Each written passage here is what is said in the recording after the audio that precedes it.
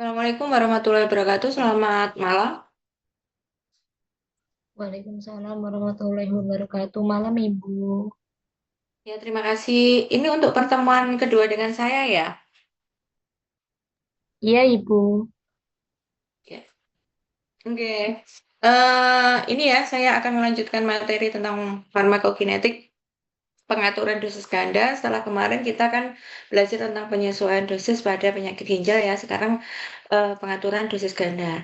Jadi dosis ganda itu beda dengan dosis tunggal ya. Kalau dosis tunggal itu kan pemakaiannya sekali satu gitu ya, satu kali satu. Nah seperti itu. Kalau dosis ganda itu pemakaiannya misalnya adalah tiga kali satu dan itu akan berulang di hari-hari berikutnya gitu ya. Jadi untuk jumlah dosisnya itu lebih dari satu, itu adalah dosis ganda. Tetapi kalau dosis tunggal itu adalah pemakaiannya ya cukup satu kali itu aja, itu adalah dosis tunggal gitu. Kita akan membahas tentang dosis ganda. Ini untuk pendahuluan kita ya. Jadi dosis ganda itu kenapa sih harus ada dosis ganda? Tujuannya yaitu untuk memperpanjang ya aksi terapeutik.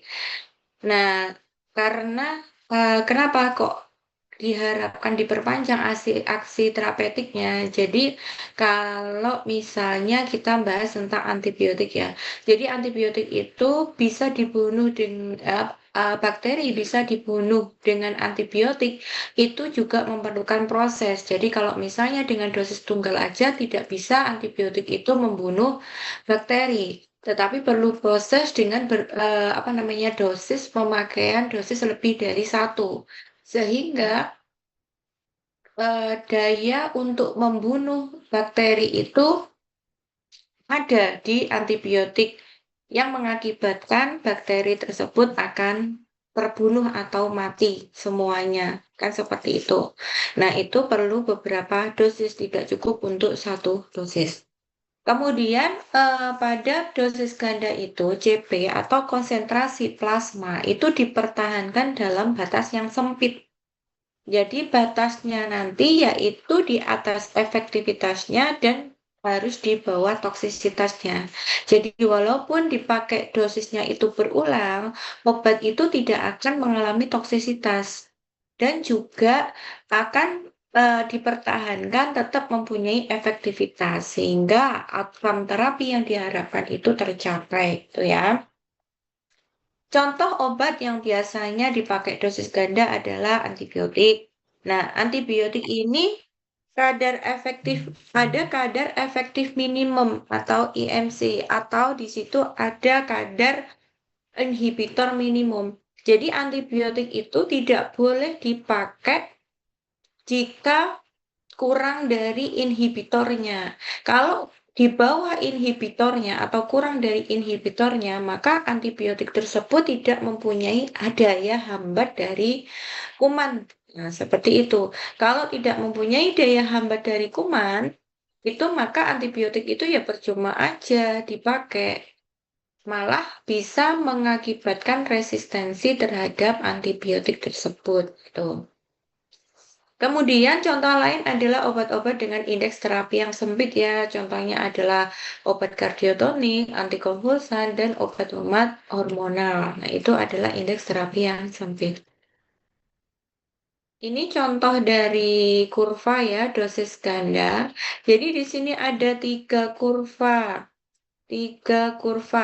pemakaian dosis. Yang pertama adalah pemakaian dosis. Ini yang pertama adalah dosis tunggal per oral, kemudian ada yang kedua adalah dosis ganda per oral, kemudian yang ketiga adalah infusi intravena. Nah, ini untuk infusi intravena nanti pertemuan kita yang ketiga akan membahas tentang infusi intravena. Untuk yang grafik yang pertama ini, nih ya, gambar yang pertama, grafik yang pertama itu adalah pemberian dosis tunggal per oral. Jadi ketika obat itu diminum atau dimasukkan ke dalam tubuh, maka Ini kan apa namanya? Ini kan CP versus dengan waktu. Jadi ketika di dalam mau diminum itu kan posisinya di nol, tidak mempunyai konsentrasi di dalam plasma dan waktunya masih nol. Kemudian obat diminum. Ketika obat diminum maka nanti konsentrasi di dalam plasma itu meningkat seiring dengan bertambahnya waktu. Nah, ketika dosis itu tunggal, berarti kan nanti sampai CP. CP itu nanti akan mencapai suatu keadaan T setengahnya. Di mana setelah T setengahnya nanti obat akan melalui eliminasi. Eliminasi berarti setelah T setengahnya obat itu turun. Nah, turun. Kalau dosisnya tunggal, maka ini nanti turunlah sampai kadar obat di dalam darah itu akan nol kembali. Karena tidak ada penambahan dosis yang diminum lagi, sehingga kadar di dalam plasma turun lagi. Beda dengan pemberian dosis yang ganda. Kalau pemberian dosis ganda itu ya, jadi ketika dosis pertama itu digunakan, maka konsentrasinya di dalam darah kan nanti meningkat. Kemudian eh, melampaui T setengah gitu ya, mencapai T setengahnya. Setelah T setengahnya terlampaui, maka akan terjadi eliminasi. Obat itu turun konsentrasinya. Konsentrasi ini turun sebelum di bawah efektivitasnya. Ini efektivitas, ini adalah toksik ya, ini toksik, ini efektivitas. Nah, sebelum di bawah garis efektivitasnya, maka obat itu harus diminum lagi. Nah, ketika obat yang kedua itu diminum atau dimasukkan ke dalam tubuh, maka nanti konsentrasi obat yang ada di dalam plasma akan meningkat lagi. Nah, itu ketika obat yang kedua itu diminum, itu kan masih ada sisa obat yang ada di dalam tubuh dari pemakaian dosis pertama. Jadi ketika setelah T setengah ini kan turun, mengalami eliminasi.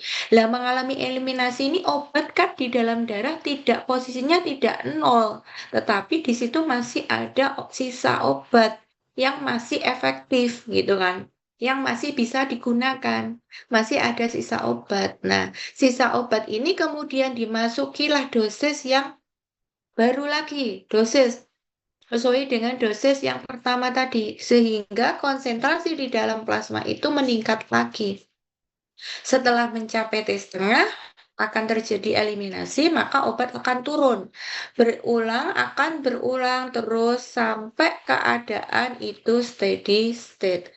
Di mana keadaan steady state itu nanti konsentrasi maksimum itu akan sama terus sampai waktu ke N gitu, sampai waktu obat itu nanti dihentikan. Mungkin dosis 7, 8, 9, 10. Nah, seperti itu. Ceminnya juga akan sama terus sehingga tetap nanti kalau obat itu sudah dalam kondisi steady state, maka obat itu harus di bawah ya, Cmax-nya itu di bawah toksiknya dan Cminnya itu di atas efektivitasnya. Itu ya. Ini adalah gambaran dosis ganda. Dari sini ada yang ditanyakan?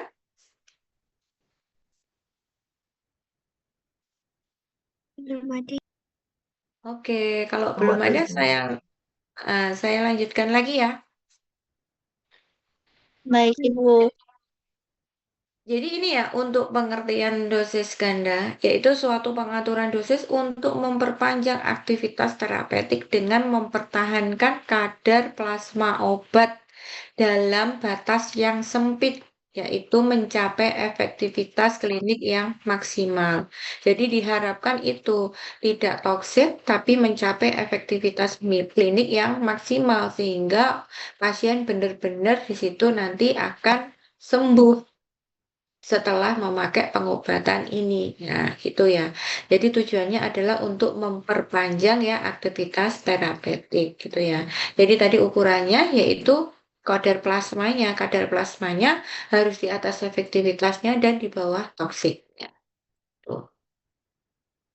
Jadi hasil yang diharapkan dari mata kuliah ini ya nanti itu menghasilkan kadar obat ya yang tepat. Jadi diharapkan setelah pemakaian obat itu dapat menghasilkan kadar obat yang tepat. Jadi tidak ada fluktuasi atau akumulasi yang berlebihan. Eh, jadi akumulasi ya obat tidak terjadi akumulasi sehingga bisa menyebabkan toksik, kemudian tidak akan terjadi fluktuasi. Fluktuasi itu bisa antara di bawah efektivitasnya yang lembah, kemudian yang gunung tadi di atas toksiknya. Jadi tidak akan terjadi fluktuasi. Kemudian untuk antibiotik ya, jadi antibiotik itu nanti bisa dijaga dengan pemakaian dosis ganda ini bisa dijaga di atas kadar minimum yang diinginkan, daya hambat minimumnya, berarti harus di atasnya efektivitasnya atau daya hambat minimumnya, itu untuk antibiotik.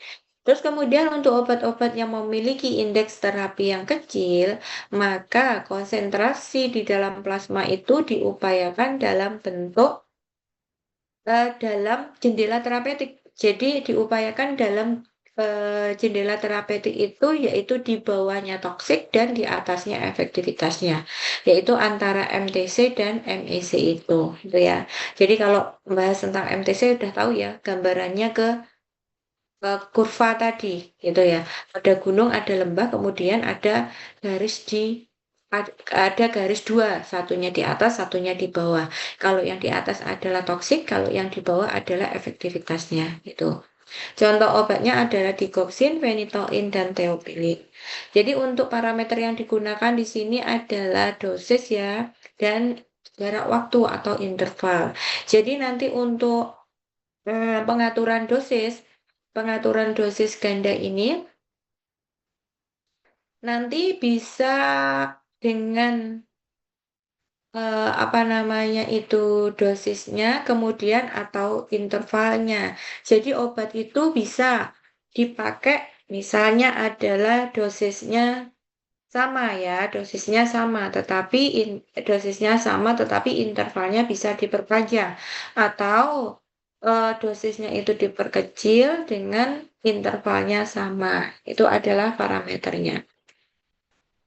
Sekarang kita membahas tentang akumulasi obat. Bisa tidak sih obat itu terakumulasi di dalam tubuh dengan pemakaian dosis ganda? Bisa sekali.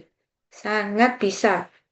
Tetapi di sini ya, karena prinsip obat itu nanti menganut prinsip superposisi. Jadi dosis obat sebelumnya itu tidak akan mempengaruhi farmakokinetik dosis berikutnya.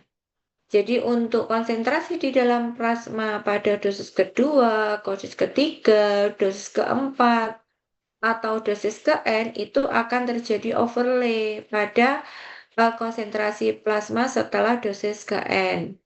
Nah, ini nanti prinsip superposisi ini juga akan mengikuti kinetika order pertama. Ya, ketika order pertama, di mana farmakokinetik setelah pemberian dosis tunggal itu tidak akan merubah dari pemakaian dosis ganda.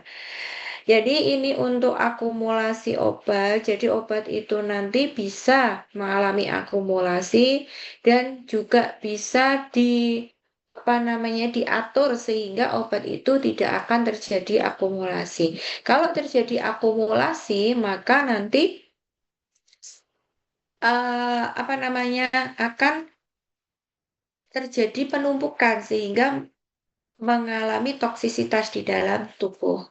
Tuh. Ini sama aja. Jadi ini ya untuk dosis ganda tadi kurvanya paham ya dengan kurva ini. Jadi nanti pemberian dosis itu lebih dari 1 sampai didapatkan keadaan yang overlay, di mana keadaan overlay atau steady state ini nanti akan sama antara Cmax ke ke-6, ke-7, ke-8 misalnya seperti itu. Itu akan juga sama jaminnya, jamin pada dosis yang sudah memasuki keadaan steady state itu. Nah, ini untuk akumulasi obat ya. Jadi untuk akumulasi obat itu bisa akan terjadi dan faktor yang mempengaruhi adalah takaran atau dosisnya, kemudian jarak intervalnya atau kemudian tes tengahnya dan ketetapan laju eliminasinya. Untuk akumulasi obat itu nanti bisa terjadi ini ya, jika dosis kedua diberikan dalam jangka waktu lebih pendek dari waktu yang dibutuhkan untuk mengeliminasi dosis ke-1. Jadi, obat itu bisa mengalami akumulasi jika dosis berikutnya diberikan sebelum melampaui tes tengahnya. Itu bisa kemungkinan besar akan terjadi akumulasi. Tadi kan kita membahas ini ya. Jadi obat itu dimasukkan. Ini kan ada 2 ya. Obat dimasukkan, kemudian obat itu akan tes tengah. Tes tengahnya akan turun terjadi eliminasi ya. Nah, ternyata akumulasi itu, misal ini adalah pada 1, 2. Tes tengahnya pada 2 jam setelah pemberian obat gitu ya. Kemudian ternyata obat ini diminumnya adalah misalnya kalau setiap 4 jam sekali, 4 jam sekali, berarti nanti kan obat misalnya jam 7, berarti nanti jam 11 harus minum obat.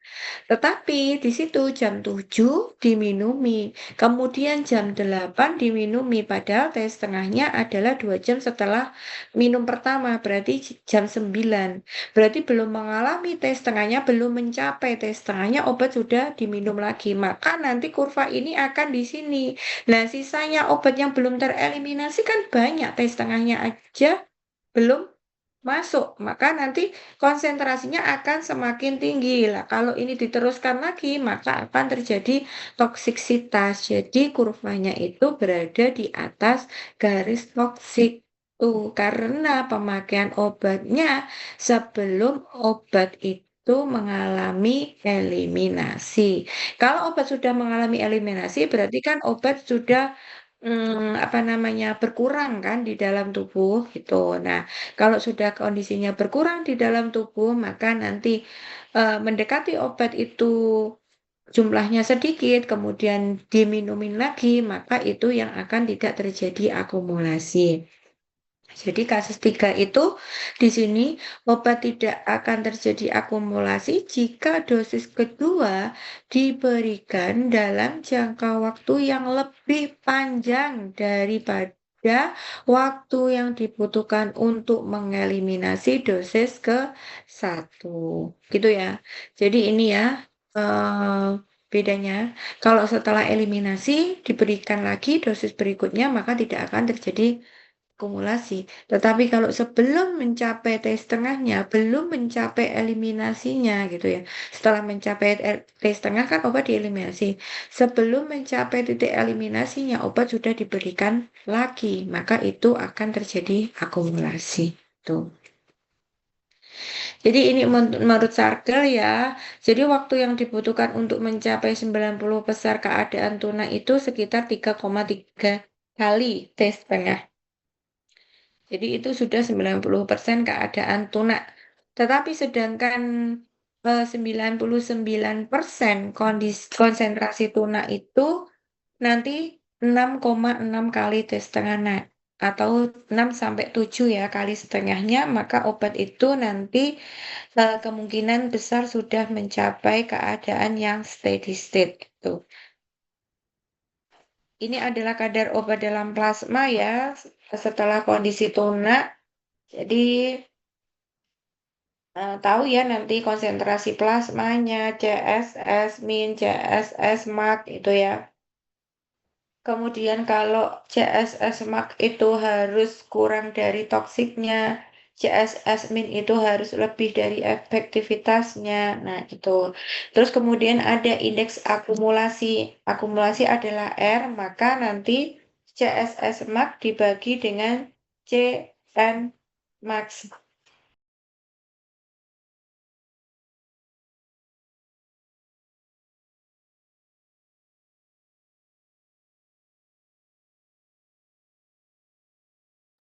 Nah, akumulasi itu dipengaruhi oleh waktu paruh eliminasi obat dan jarak waktu pemberian dosisnya. Itu ya. Jadi ini nanti untuk R itu akumulasi sama dengan 1 dibagi dengan 1 E min K kali T waktunya.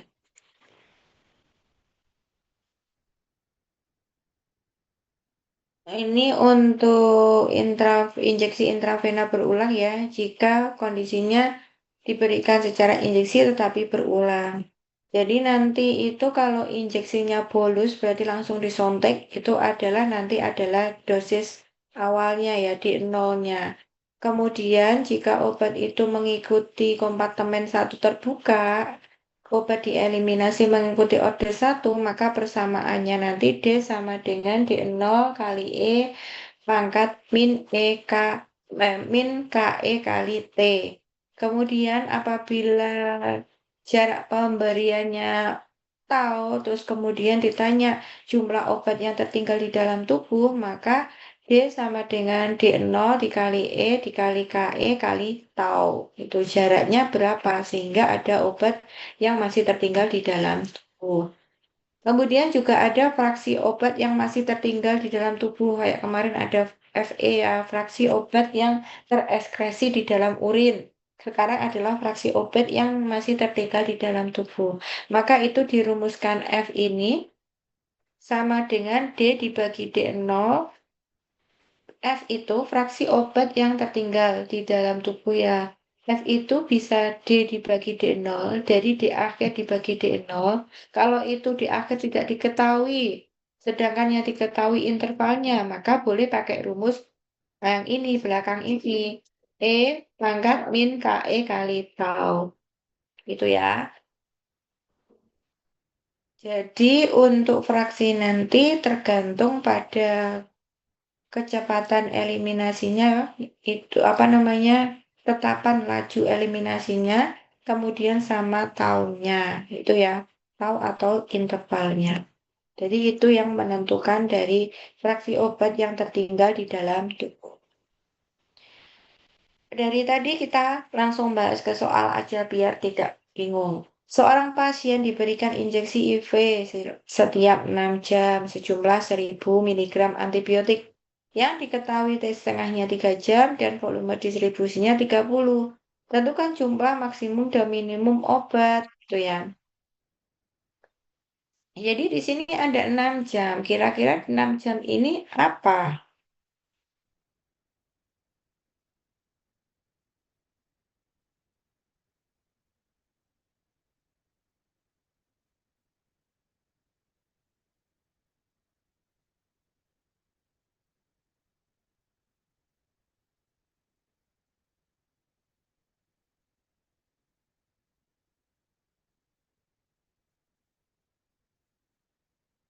Apa kira-kira?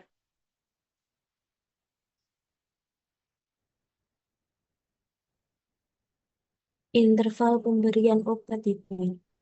Oke, benar. Itu interval ya. Jadi intervalnya adalah 6 jam. Terus kemudian 1000 mg ini apa? Dosis tunggal. Dosisnya ya. Kemudian ada T setengahnya, ada volume distribusinya. Oke, nanti kita bahas di sini. Berarti di sini kan harus tahu menghitung fraksi obat yang tertinggal di dalam tubuh. Jadi fraksi obat yang tertinggal di dalam tubuh itu harus diketahui kenapa? Karena setelah diminum 1000 mg ini adalah DO ya, dosis awal, dosis yang diminum. Itu sebelum diminum 1000 mg, maka konsentrasinya kan 0 ya. Setelah diminum dosis pertama 1000 mg, itu nanti sebelum pemakaian dosis kedua berikutnya, itu kan masih ada sisa. Nah, sisanya itu berapa? Itu merupakan harus dihitung dengan fraksi obat yang tertinggal di dalam tubuh. Berapa sih jumlah obat yang tertinggal di dalam tubuh? Maka itu harus dihitung fraksinya. Jadi kan obat itu kalau dipakainya berulang, itu kan nggak mungkin ditunggu sampai obat itu benar-benar nol di dalam tubuh, konsentrasinya nol. Itu kan tidak. Tetapi kan dilihat konsentrasinya kan, apa namanya, di dalam tubuh itu kan masih ada sisa kan miligramnya kan. Sehingga konsentrasi obat di dalam tubuh itu tidak nol. Nah, itu kan masih bagaimana mengetahuinya? Maka harus dihitung fraksinya. Fraksi ingat, rumus fraksi boleh D dibagi D0.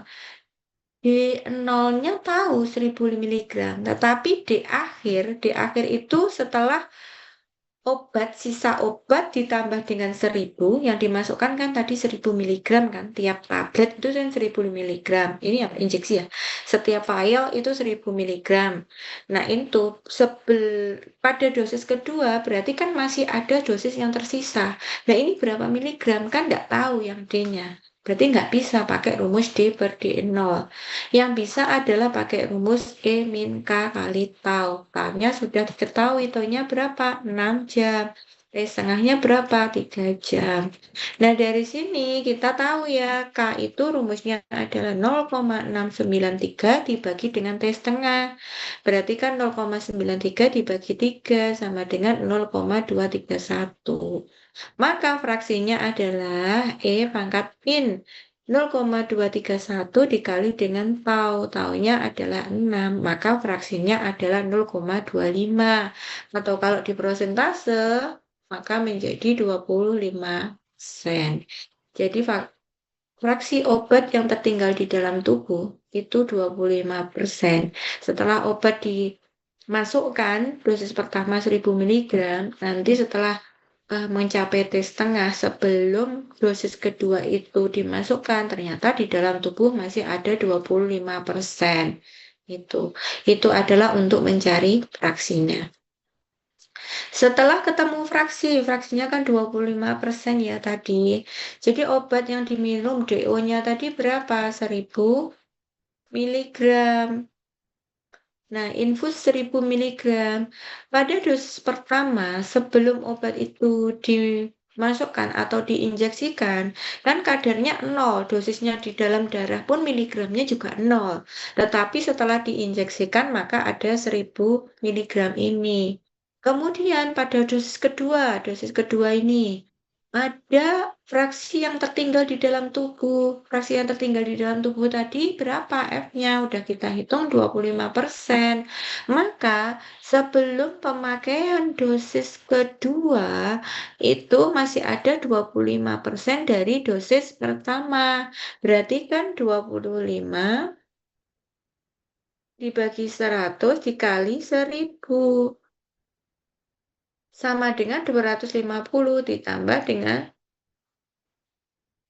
1000 sama dengan 1.250 ini ya. Nah, kemudian pemakaian dosis ketiga itu juga 25% dikali dengan 1250. Maka hasilnya 312 ditambah 1000 karena kan satu kali dosis yang diinjeksikan 1000. Maka dosis yang ada di dalam tubuh setelah diinjeksikan menjadi 1312 mg. Dosis keempat juga gitu. Dikali 25% kali 1312 hasilnya 328 ditambah 1000 hasilnya 1328. Dosis kelima juga gitu, 25%-nya, hasilnya 332, ditambah dengan 1000, 1332. Dosis keenam juga gitu, 333 ditambah 1000, 133. Dosis ketujuh, 333 ditambah 1000, 133. Nah, inilah yang disebut kondisi steady state. Ini adalah dosis minimum. Ini adalah dosis maksimumnya. Ini pada kondisi yang sudah steady state. Jadi nanti obat itu kalau dipakai dosisnya berulang, dosis ganda itu akan mencapai kondisi di mana antara obat itu sebelum dimasukkan itu akan posisinya sama terus gitu ya. Dosis minimumnya dari fraksi yang tertinggal di dalam tubuh sama terus, walaupun ditambah lagi 1000, ya sama jumlahnya di dalam tubuh gitu ya. Jadi dosis maksimumnya akan sama. Dari sini ada yang ditanyakan?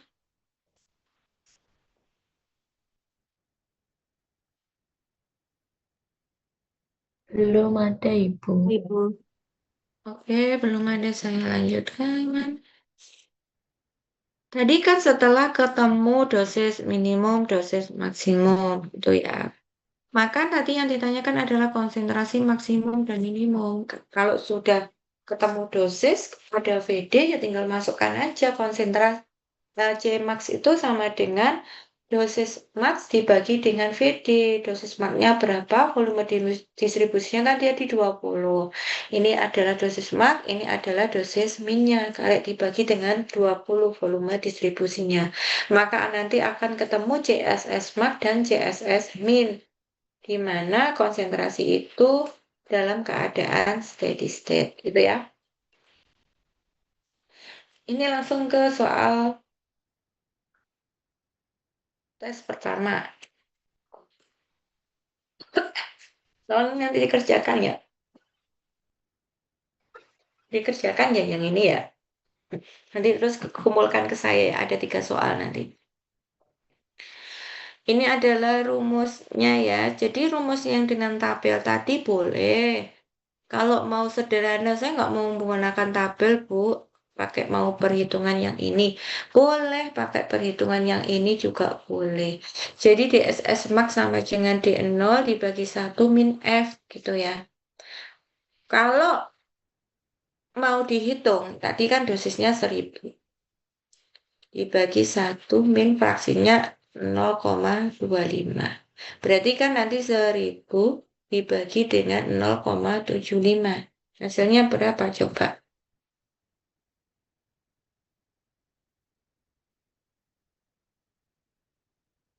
Hasilnya sama berapa ini?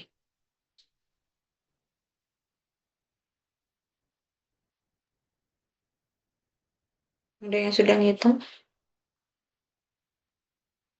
1.333,33.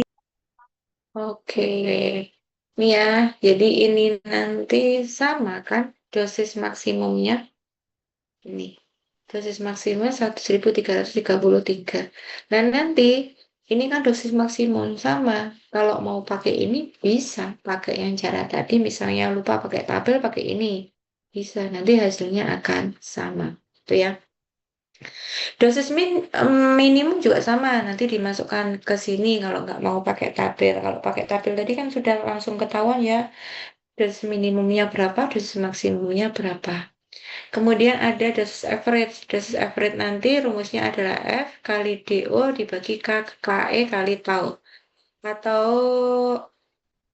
F kali DO dibagi dengan clearance total. Gitu ya. Sama rumus ini. Kemudian kita membahas tentang masalah satu dosis yang hilang. Jadi satu dosis yang hilang itu sangat bisa terjadi ya, dosis yang hilang itu. Sangat bisa terjadi untuk masalah dosis yang hilang. Jadi kalau misalnya pasien itu lupa minum obat itu ya, lupa minum obat berarti kan ada satu dosis yang hilang. Nah, seperti itu. Nah, itu pun bisa dihitung konsentrasi di dalam plasma. Pada dasarnya rumusnya konsentrasi di dalam plasma itu ini. CP sama dengan D0 dibagi dengan VD dikali dengan 1 min E pangkat min NK tau dibagi dengan 1 min E pangkat min K kali tau dikali dengan E pangkat min K kali T gitu ya. Di sini nanti ada tau. Tau itu adalah interval ya, jarak atau interval. T adalah waktu ya, waktu setelah dosis ke N. Waktunya dosisnya berapa, jumlah dosisnya itu. Nah itu, kalau obat itu misalnya dipakai 4 dosis gitu ya. Ternyata waktu dosis kedua lupa pasien minum obat. Maka nanti harus ini dihitung konsentrasi obat yang hilang sama dengan D0 dibagi VD dikali E pangkat min K kali T hilang. Jadi T hilangnya berapa? Itu nanti dihitung. Itu ya T hilangnya. Jadi nanti dari rumus itu maka nanti ada faktor koreksi. Faktor koreksinya CP sama dengan yang rumus asalnya ini untuk CP keseluruhan dikurangi dengan CP yang waktu obat lupa diminum. Maka nanti akan didapatkan persamaan koreksi yang ini. Itu ya, dikurangi T hilang ini. Nah, itu nanti pada kondisi yang tunak, yaitu ya, nanti bisa disederhanakan menjadi rumus yang di bawah ini. Itu. Jadi T hilang itu merupakan ya waktu yang terlewat karena dosis yang terjadwal itu hilang. Itu adalah T hilang. Hmm. Contohnya langsung aja, kalau misalnya bingung dengan rumus, sekarang langsung dimasukkan ke dalam soal. Jadi suatu antibiotik hanya adalah 0,2, volume distribusinya 10 liter, diberikan dengan dosis ganda IV 100 mg, diinjeksikan setiap 6 jam untuk 6 dosis. Gitu ya. Berapa konsentrasi obat dalam plasma? 4 jam setelah dosis ke-6. Berarti di sini ada 100 mg. 100 mg itu apa ya?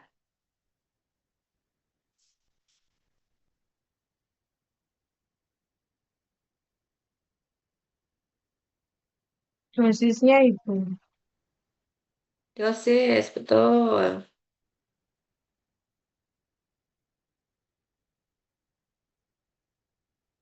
Kemudian yang setiap 6 jam.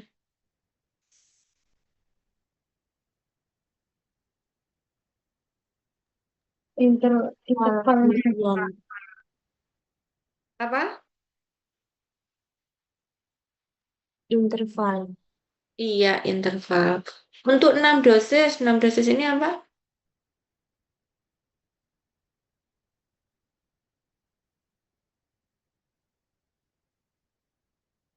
6 dosis. Berarti N-nya, jumlah N-nya, jumlah berapa kali dipakainya dosis itu. Itu adalah 6. 6 kali pemakaian. Intervalnya 6 jam, dipakai selama 6 kali. 6 dosis tuh N-nya. Itu ya.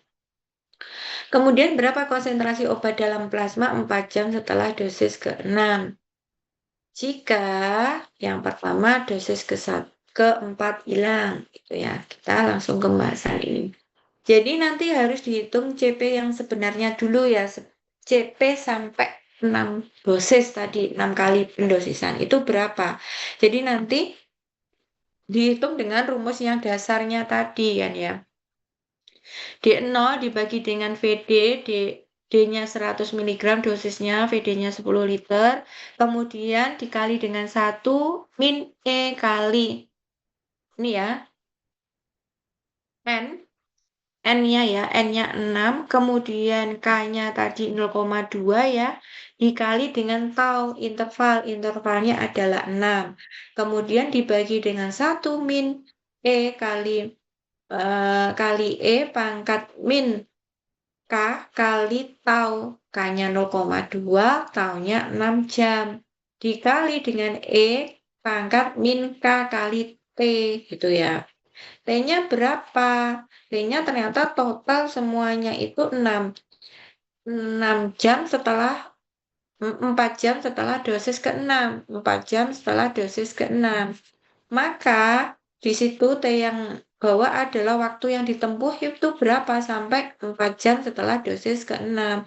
Maka CP-nya nanti hasilnya 6,425. Tolong nanti dihitung ya, nggak kalkulator. Kemudian kalau dosis keempat hilang, berarti kan harus perlu pengkoreksian kan gitu. Konsentrasi koreksi. Nah, setelah dikoreksi berapa? Maka harus menghitung CP ketika hilang. Obat itu hilang, T4 hilang. Maka nanti digambarkan itu ya. 1, 2, 3, 4, 5, 6 gitu ya. Ini dosis 1, 2, 3, 4, 5, 6. Jarak antara dosis pertama dosis kedua berapa tadi?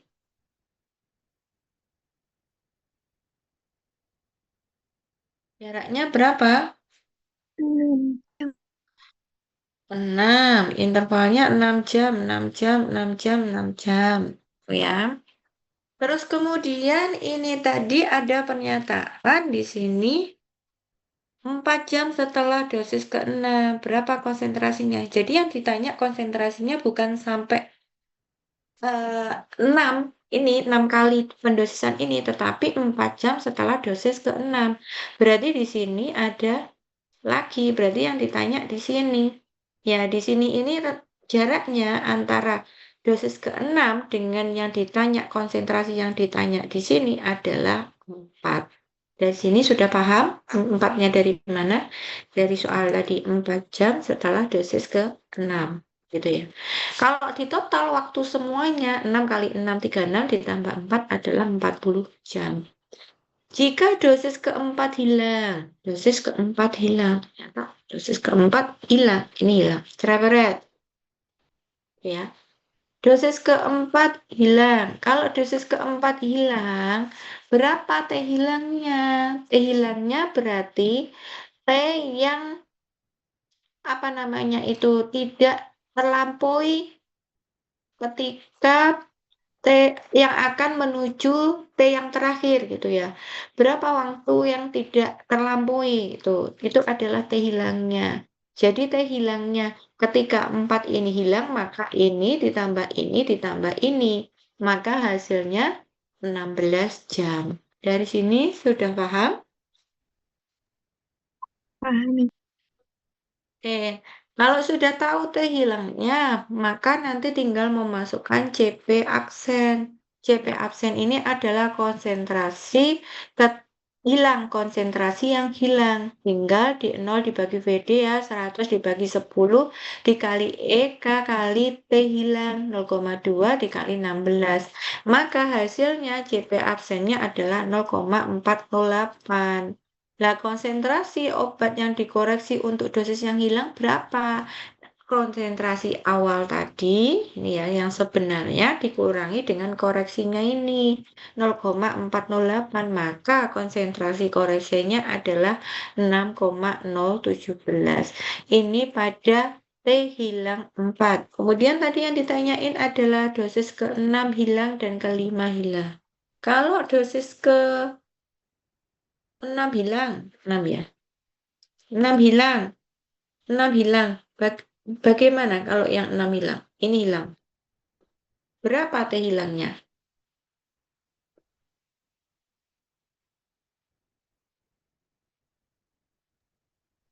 4. 4 itu. 4 jam. 4 jam dari mana? Ini hilang. Berarti kan untuk mencapai ini yang tidak dilewati mana? 4 ini aja. Tahu ya? Kemudian dosis ke-5 hilang. Berarti T hilangnya 10. 4. hilangnya yaitu 6 ditambah dengan 4 sama dengan 10. Itu. Dari sini ada yang belum paham ngitungnya? Sudah ya? Hitung Sudah, T Ibu. hilangnya. Kalau sudah ketemu T hilang kan tinggal memasukkan ke dalam rumus ya. Gitu ya. Oke, lanjut ini. Nanti bisa dianu lagi. Sekarang adalah pemberian dosis yang terlalu awal atau terlalu lambat ya.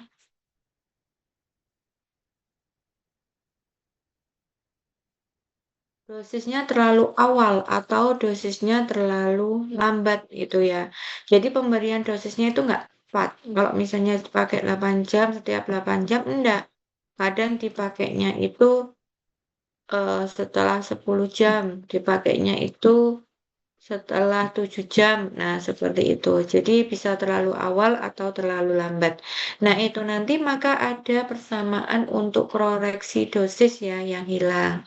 Jadi nanti persamaannya pakai yang rumus ini. D0 dibagi VD dikali 1 min E pangkat min N. N itu kan jumlahnya dosisnya berapa? Itu N. Dikali K kali tau. Karena kan tetapan tahu ya, taunya adalah interval. Dibagi dengan 1 min E pangkat min K kali tau. Dikali E pangkat min K kali T. Nah, kemudian dikurangi E pangkat K T hilang. Jadi waktu yang tadi pemakaiannya telat atau lebih awal tadi pada ke berapa, T hilangnya berapa, itu dihitung juga. Terus kemudian E kali E pangkat min K kali T sebenarnya. T sebenarnya itu adalah T yang seharusnya. Seharusnya dilampaui ya. Itu adalah T sebenarnya adalah waktu yang terlewat yang sebenarnya. Yang harusnya dilampaui. Itu berapa? Itu T sebenarnya. Jadi ya, nanti memang harus hitung juga T hilangnya. T hilangnya berapa, kemudian harus dihitung juga T sebenarnya. Kalau udah ketemu T hilang dan T sebenarnya, maka harus dimasukkan ke rumus ini. Gitu. Nah, langsung aja ke soal untuk aplikasinya. Suatu cephalosporin, K-nya 0,2 per jam, volume distribusinya 10 liter. Diberikan dengan injeksi intravena bolus ganda dengan dosis 100 mg setiap 6 jam untuk 6 dosis sama ya, pertanyaannya kayak tadi ya. Tetapi di sini berapa konsentrasi obat dalam plasma 4 jam setelah dosis ke-6 sama ya. 4 jam setelah dosis ke-6 jika dosis kelima diberikan terlambat 2 jam. Nah, ini bedanya itu. Berarti nanti harus tahu T hilang ketika T hilang pada dosis kelima tahu. Kemudian menghitung T sebenarnya. Karena terlambat 2 jam tadi. T sebenarnya berapa? Itu juga dihitung. Kalau yang soal yang di atas tadi sama ya. Yang seperti yang sebelumnya. Cuma ini dimodif terlambat 2 jam itu. Jadi di sini nanti kalian harus tahu ya, digambarkan lagi. 1, 2, 3, 4, 5, 6. Nah, ini kan intervalnya tahu ya, intervalnya jaraknya 6 jam. Kemudian tadi diberikan di sini. Ini kan tujuannya di sini. Diberikan 4 jam setelah dosis ke-6 itu. Nah, di sini tadi adalah yang dinganu dosis kelima hilang. Dosis kelima hilang. Kalau dosis kelima hilang, tahu ya T hilangnya berapa? 10. 10. 10 jam. 10 dari mana? Ini ditambah ini. Itu ya. Kemudian T sebenarnya. Nah, T sebenarnya ini karena terlambat 2 jam. Diberikan terlambat 2 jam gitu ya. Berarti kan di sini harusnya dibelikannya kan di dosis ke-5 pas. Tetapi dosis ke-5 itu lupa. Ingatnya baru 2 jam setelah waktu dosis ke-5. Jadi di sini baru ingat. Nah, ini antara 5 sama titik yang merah ini adalah 2. Nah, berarti di situ kalau itu 2, berarti sisanya di sini kan 4. Ini ada 4 juga sampai ke titik ini. Jadi di sini T sebenarnya sama dengan 4 yang di sini ditambah 4 yang di sini. Ini T sebenarnya sama dengan 8 jam. Paham dari sini? Paham, Ibu. Oke, jadi nanti tinggal memasukkan rumus ya kalau sudah tahu T hilang dan T sebenarnya. Tuh, saya lanjutkan. Jadi di sini pada penjadwalan, sebentar deh. Karena saya tak ambil cas dulu sebentar. Kok habis ini, nanti mati.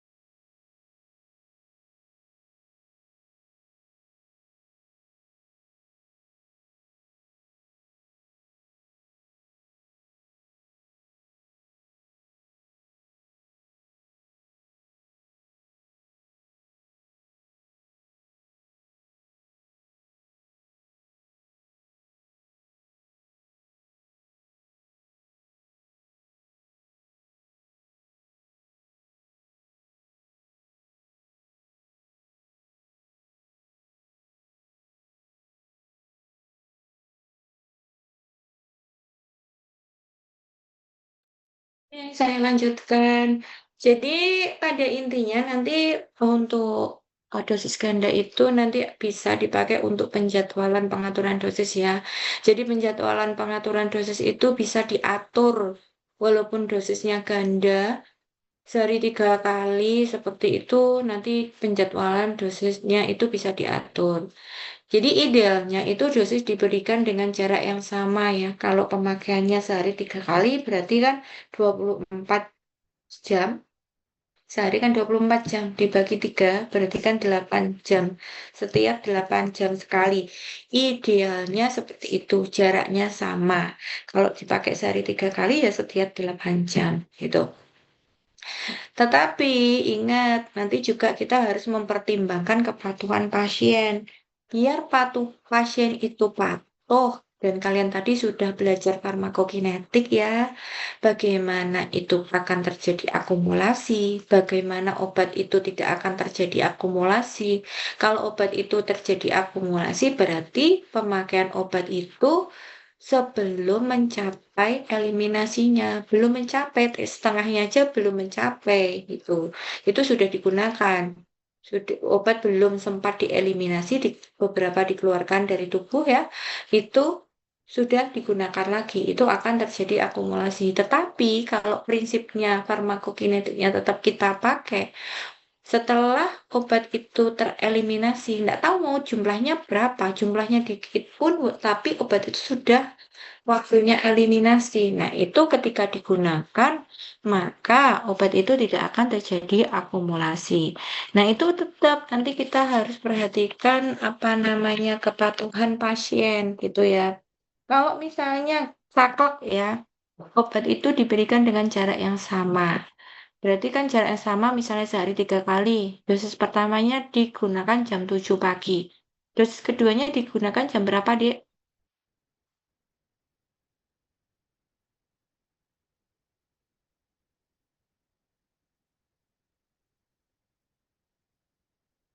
Jam 1 siang, Bu.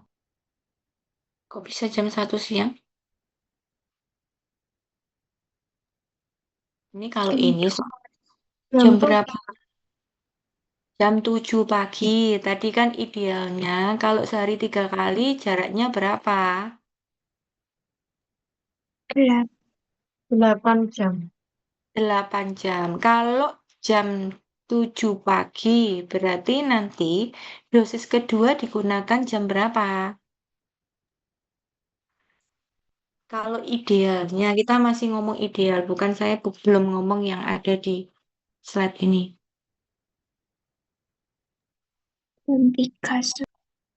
Oke, jam 3 sore. Idealnya kan jam 3 sore. Kemudian dosis ketiga digunakan jam berapa?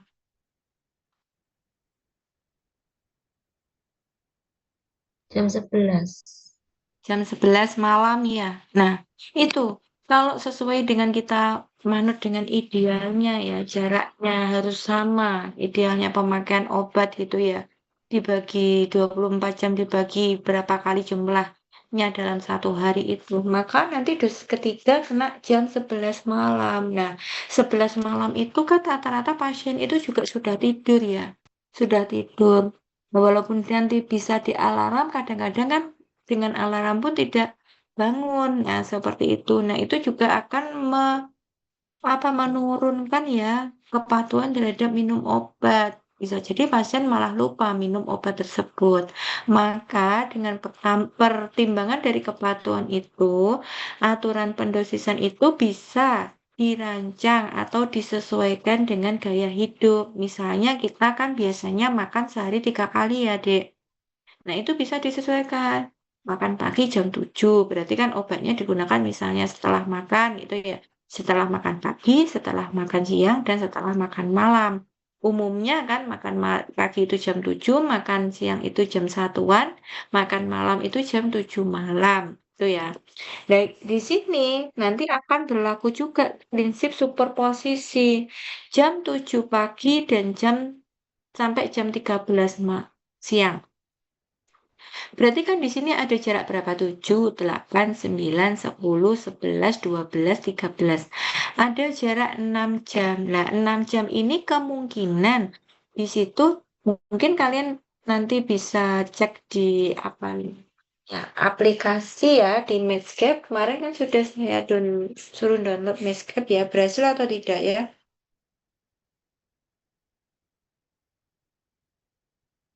Saya minta untuk download Medscape kan?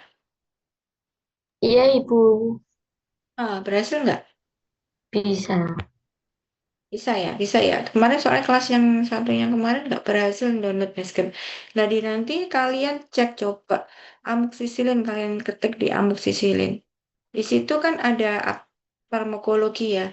Jadi di farmakologinya nanti ada itu apa namanya tes setengahnya berapa, kemudian di rilisnya jam berapa gitu kan. Peak peak plasma time itu adalah 2 jam. Berarti tes setengahnya amoxicillin adalah 2 jam setelah obat itu diminum. Berarti kalau diminumnya itu jam 1 siang, jaraknya kan sudah 6 jam. Kalau sudah melalui tes setengahnya, obat itu kan nanti sudah dieliminasi. Berarti kalau menganut superposisi, prinsip superposisi, maka obat ini kan tidak akan terjadi akumulasi, itu ya. Cuma di sini nanti sisa obat di dalam darah itu akan lebih besar, tetapi tidak akan terjadi akumulasi. Itu.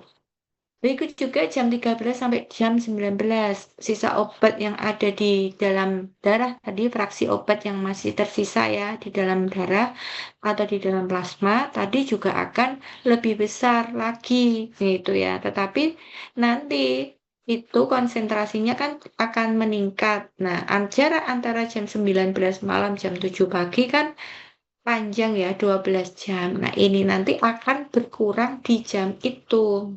Habis akan di bawah apa di atasnya efektivitasnya tetapi tidak di bawahnya toksiksitas tidak di bawahnya efektivitasnya. Jadi obat itu masih punya efektivitasnya jika jam 7 pagi juga diminumi. Jadi seperti itu. Kalau itu akan berlanjut berarti kan dosis ketiga tadi kemungkinan konsentrasinya tinggi. Nah, tapi nanti kalau sudah berapa kali? 6,6 kali tes setengah, berarti sekitar 7 kali pemakaian, obat ini nanti akan terjadi steady state. Kadarnya max sama kadar minimumnya di dalam plasma itu sama terus dengan bertambahnya dosis. Jadi tambah dosis ke-7, dosis ke-8, ke-9. Tadi ya, seperti yang saya jelaskan tadi akan terjadi steady state. Nah, seperti itu. Jadi gambarannya itu pertimbangannya kepatuhan. Boleh saklek, boleh. Tapi itu nanti perlu dipertimbangkan patuh nggak sih pasiennya kalau sesaklek itu gitu. Asalkan kita boleh kita modifikasikan asalkan tidak menyimpang dari keilmuan kita gitu ya. Tetap tadi prinsip dari akumulasi tadi tetap dijaga. Kok bisa tahu Bu tes setengahnya dari mana? Ya dari literatur. Saya pun nggak hafal semua obat tes setengahnya berapa. Saya juga ngecek tes setengahnya itu berapa sih gitu. Kemudian yang poin ketiga, obat dengan waktu eliminasi panjang, contohnya adalah levotiroxin NA, itu konsentrasi hilangnya itu satu dosis minimal karena hanya satu fraksi yang kecil yang hilang antara jarak pendosisan sehari. Jadi kalau misalnya ada satu dosis yang hilang, solusinya bagaimana? Yaitu yang pertama, pasien menggunakan dosis berikutnya sesegera setelah ingat atau melanjutkan pendosisan mulai pada periode pendosisan berikutnya. Jadi ketika misalnya ingat tetapi ingatnya belum mendekati pendosisan berikutnya, maka langsung diminum aja ketika ingat. Tetapi kalau sudah mendekati apa namanya dosis yang berikutnya, maka ya sudah dilompati aja, nggak usah diminum karena di situ hanya konsentrasi yang hilangnya itu hanya kecil. Kalau obat-obat dengan eliminasi yang panjang, waktu eliminasinya panjang. Kadang-kadang kan waktu eliminasi jaraknya misalnya intervalnya sekitar 8 jam, tetapi eliminasinya ternyata panjang. Itu nanti boleh seperti itu. Ya udah nggak usah diminum aja, dilompatin aja. Karena nggak ngaruh terhadap konsentrasi di dalam plasma. Dan itu nggak berlaku semua obat ya. Jadi hanya berlaku pada obat-obat dengan waktu eliminasi yang panjang. Dengan waktu eliminasi panjang, obat-obat dengan eliminasi panjang, maka pasien tidak boleh mendobel dosis obat. Karena kenapa? Ya akan terjadi akumulasi karena eliminasinya panjang tadi jika mendobel pengobatan. Gitu. Ada yang ditanyakan di sini? Ini soal post-test ya. Yang ketiga, soal pertama tadi, kedua ini, yang ketiga ini. Nanti dikumpulkan, silakan ditulis tangan jawabannya, dikumpulkan di drive, nanti pengumpulannya di bentuk PDF ya, dimasukkan dalam drive, nanti dikumpulkan ke saya ya Mbak PJMK-nya ya. Baik, Ibu. Untuk deadline-nya tanggal berapa, Ibu? Sebelum UAS saja gitu ya. Kalian kan mau PLK ya? Iya, Ibu. Sudah download Medscape? Sudah. Sudah bisa menggunakannya?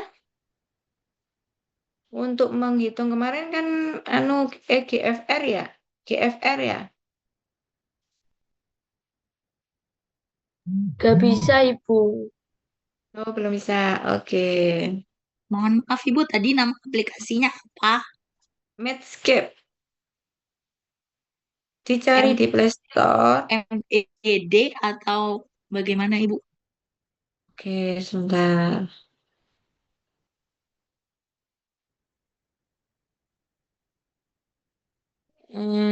Ini kalian belum download ya berarti ya? Kalau yang belum download bisa pakai yang ini. Semoga internet saya bisa. Soalnya kadang-kadang kalau di rumah dibuka apa wifi-nya dipakai untuk buka yang agak berat lemot. Nah ini tulisannya kayak gini. Netscape.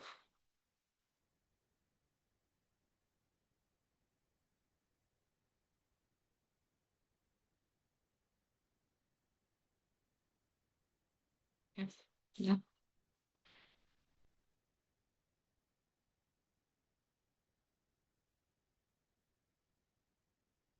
Bisa nggak di kalian? Lemot nih. Bisa Ibu, terima kasih. Oke, bisa di situ ya. Mungkin kalau nggak ada yang nggak pakai apa namanya itu laptop, boleh kalian nyarinya di Chrome di mana ini Chrome-nya HP ya, Medscape gitu. Di situ nanti kan ada kalian buka ya, sudah di aplikasinya udah kalian buka ya. Kemudian ada tools, cari di titik tiga itu deh, titik tiga garis tiga ada.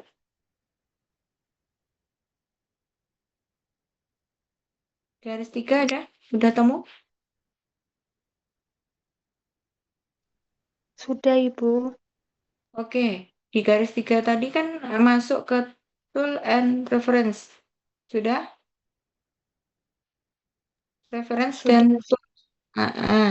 Di tools bawah kan ada reference. Kemudian ada tools. Tools itu ada kalkulator, pilihannya ada. Ada. Nah, kalian pilih kalau yang berkaitan sama GFR kemarin kan penyakit ginjal.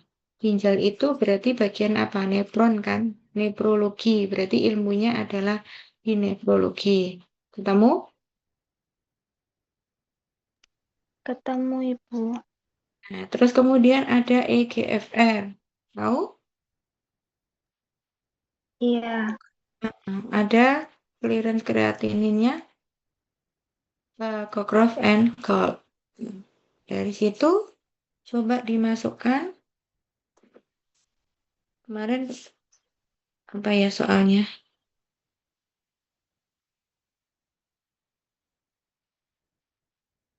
Ada yang belum nemu?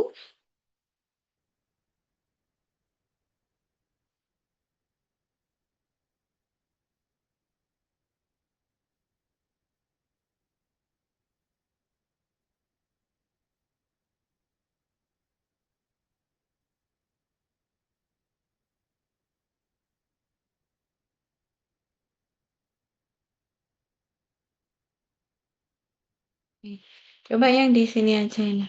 Kalau di sini kan soal di sini yang ini ya.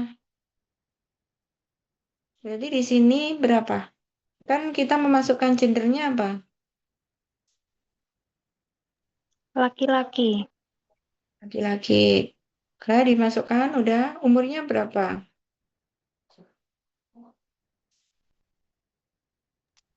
52, Ibu. 52 ya. Kemudian weight-nya berapa? 75. Nah, weight ini kan ada dua. Ada kilogram, ada lb kan? Nah, nanti dipilih yang kilogramnya. Ya.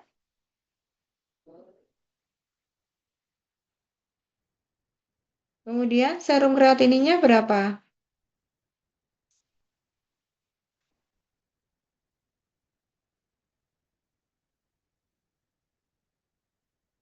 Serum kreatininya berapa di sini? 2,4. 2,4. Oke, satuannya apa? Mikromol per liter atau miligram per gl?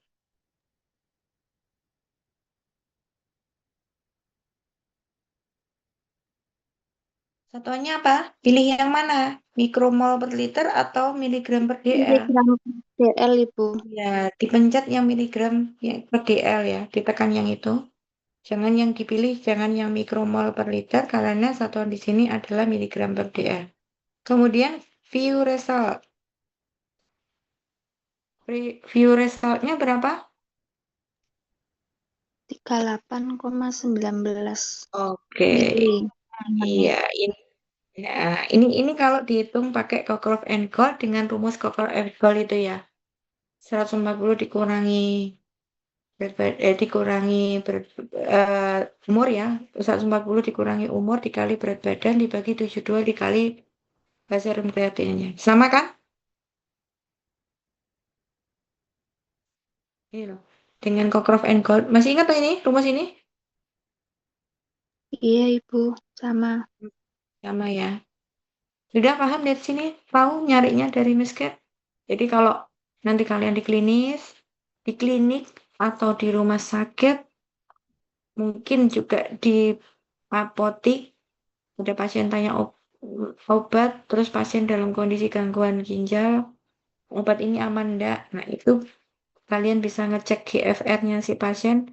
Kalau pengen cepet, ya pakai kalkulator ini, nggak usah mikir mengiling-iling rumusnya Kokor F Gold itu bagaimana, itu boleh. Ini biasanya dipakai di klinis kalau biar cepet, karena kalau kita di hadapan pasien kan dituntut cepet tapi benar, itu tantangannya kan di situ. Udah paham di sini? Sama ya. Jadi aplikasi Medscape jangan lupa nanti ketika kalian PKPA pun juga akan dipakai ketika kalian mendapatkan kasus CKD gitu. Di Medscape juga bisa untuk mengecek apa nama interaction checker. Udah bisa ngecek interaction checkernya di Medscape? Bisa Belum belum? bisa, Ibu. Oke, kalau belum bisa di Google dicari interaction checker Medscape. Oh, belum.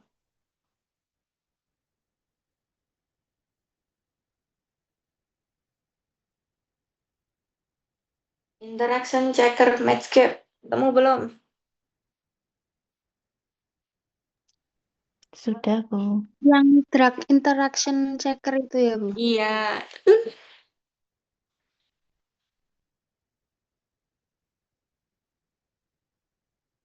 Sudah, Oh, Ibu. sudah dibuka?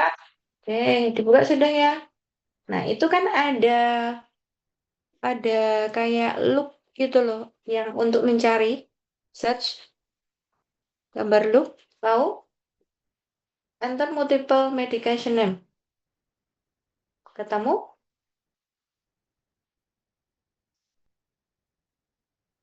Kamu nggak? Kamu ketik obatnya, misal diketik simvastatin.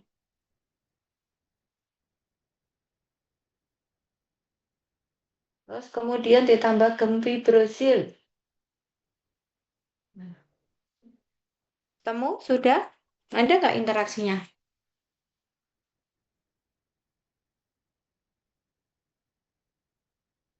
Bingung?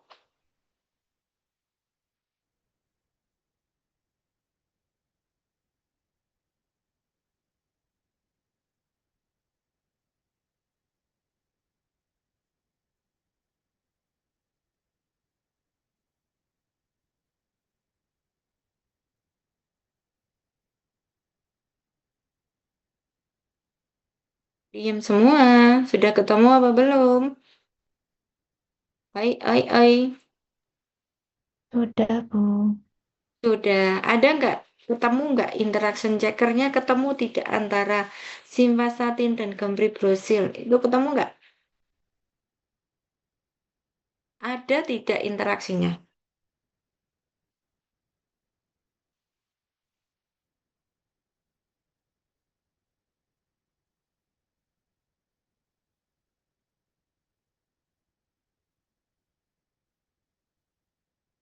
Halo? Satu kelas?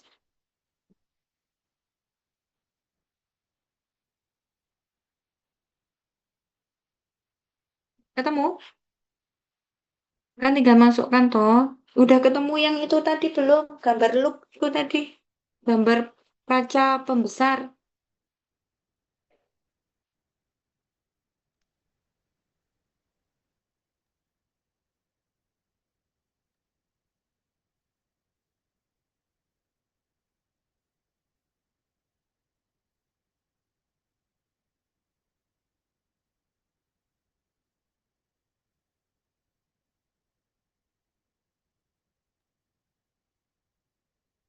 Ketemu, Ibu.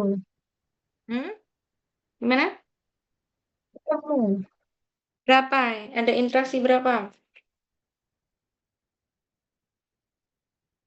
Tulisannya gimana? Ada dua interaksi. Nah, iya, ada tuh interaction phone. Gitu ya. Iya. Udah ketemu Iya. ya. Tahu ya caranya. Oke. Itu kan bisa di cross ya, bisa dihapus ya nama obatnya. Coba kalian hapus. Kan kalau interaksi phone berarti kan tahu interaksinya ini sama ini kan gitu. Kemudian coba kalian cross. Yang gambar dihapus juga tinggal simvastatin. Misal saya pengen antara simvastatin dipakainya sama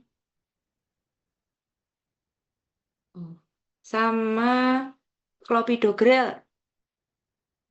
Berarti yang tadi yang dihapus gambar kan dihapus ya. Terus diganti clopidogrel. Ternyata pasien nggak dapet gambar, dapetnya cuma simvastatin sama clopidogrel. Mau saya cek ini interaksinya. Kamu nggak ada nggak interaksinya? Tidak ada interaksi, Bu. Oke, no interaction phone. Kalau nggak ada interaksi ya nggak ada. Kalau ada interaksi berarti di situ ada. Gitu ya. Oke, sudah. Yang tadi kan contoh obat ya. Biasanya dalam resep itu obatnya ada 5 macam obat. Ada 6 macam obat. Nah, nanti dimasukkan aja semua item. Ada nggak interaksinya antara obat satu dengan obat dua dengan obat tiga dengan obat satu. Nah, seperti itu nanti akan terdetek semua. Ada yang ditanyakan lagi? Sudah paham? Masih bingung?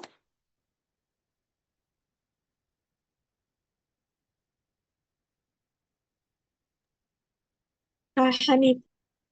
Oke, kalau sudah paham ini kan sudah selesai ya untuk mata kuliah kali ini. Nanti untuk pertemuan ketiga gabungan aja, mungkin bisa hari Sabtu. Kalau bisa jam 19, nanti tolong bicara dengan rembukan dengan kelas lainnya ya. Kedua kelas lainnya nanti digabung jadi satu aja karena minggu depan sudah ujian, gitu ya. Baik, Ibu. Oke, kalau tidak ada pertanyaan, saya akhiri ya. Semoga pertemuan kali ini bermanfaat dan jangan lupa cara mencari di Medscape tadi boleh kalian otak-atik. Nah, di Medscape itu kalian juga bisa menemukan farmakologinya dari suatu obat. Misalnya tadi simvastatin. Simvastatin itu bisa dieliminasi peak plasma time-nya. Jadi responnya berapa? Nah, seperti itu berapa jam? Itu juga bisa diketahui dari Medscape datanya. Itu bisa. Tapi nanti kalau kalian itu paparan ilmiah, misalnya kalian di studi kasus atau kalian itu di skripsi. Kalau bisa sangat-sangat jangan menggunakan Medscape, jangan menggunakan memes gitu. Jadi menggunakan literatur pokoknya karena Medscape, memes itu mengambil dari literatur primernya. Itu kalian harus mencari literatur primernya. Misal Medscape ini kan dia tidak menemukan interaksi ini sama ini. Jadi nanti bisa ngambilnya kalau interaksi ini di Stokely. Nah, seperti itu. Bukunya di mana? Jadi ini cuma membuat aplikasi saja di Medscape itu gitu. Tapi tidak boleh dijadikan literatur utama ketika kalian nanti paparan secara resmi. Kalau mau dipakai secara cepat-cepatan ketika mau pelayanan pasien itu tidak di forum resmi, ya oke-oke aja kalian gunakan. Gitu ya. Oke, kalau udah ya, saya akhiri. Selamat malam ya. Wassalamualaikum warahmatullahi wabarakatuh. Waalaikumsalam Waalaikumsalam warahmatullahi warahmatullahi wabarakatuh. wabarakatuh. Terima kasih, Ibu. Waalaikumsalam.